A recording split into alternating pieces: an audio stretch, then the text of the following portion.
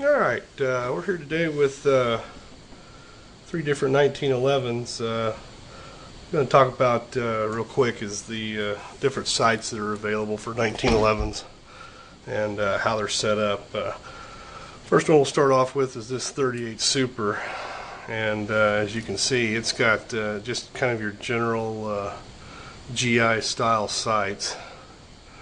They're, to call them sights is using the term loosely. You basically you have a very small front sight and a very small rear sight to aim along. Obviously, when this style of sight was built for the military purpose, it wasn't really intended for precision shooting. It was more of just a point in a general direction and pull the trigger. Since then, they've come out with a number of aftermarket sights. These particular ones are wide blade, large blade with the 3-dot system. But on this particular set of aftermarket sights, it's still the staked front sight with the dovetail rear. And what that sight looks like before it's actually in the frame is something similar to this one here.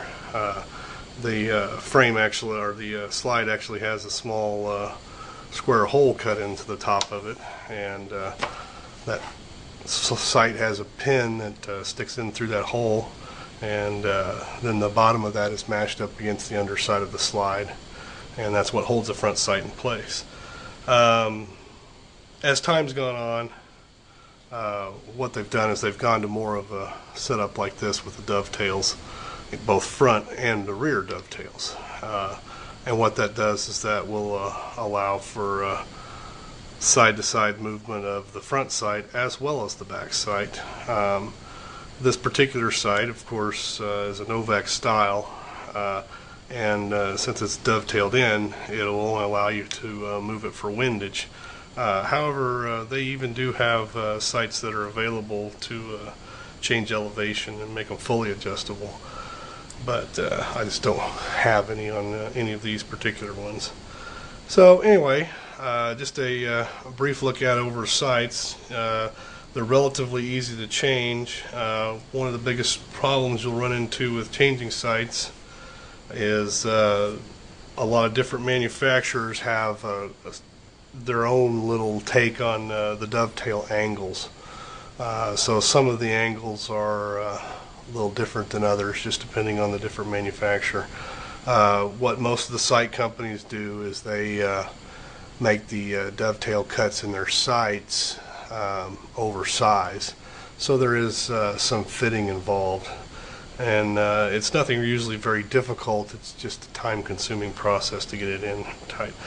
To install these front tenon type sights, they have a special tool available for that. I believe it costs about $100. It can be done with just a standard punch. However, it's not as easy to do it that way, but it is possible to do it that way. This is one of those projects that if you're going to do it, you need to feel pretty confident in what you're doing. If you don't have that utmost confidence in what you're doing, it's best to take it to a gunsmith, because when you go to pin that tenon into place on the front of that sight, you get one chance, and if you don't have it in the right place at the right time, then you'll destroy that sight and it'll be unable to be used. So you're going to spend another $40, $50, $100 depending on the sight.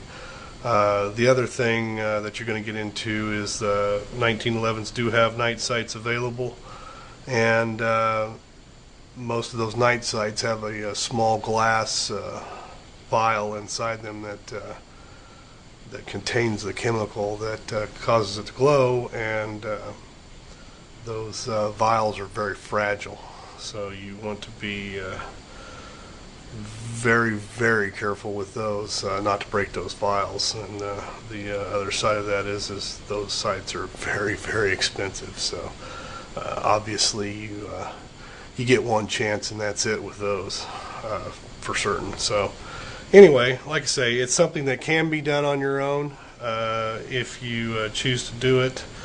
If you don't wish to, it's something maybe better left to a gunsmith. Anyway, hope you find this interesting.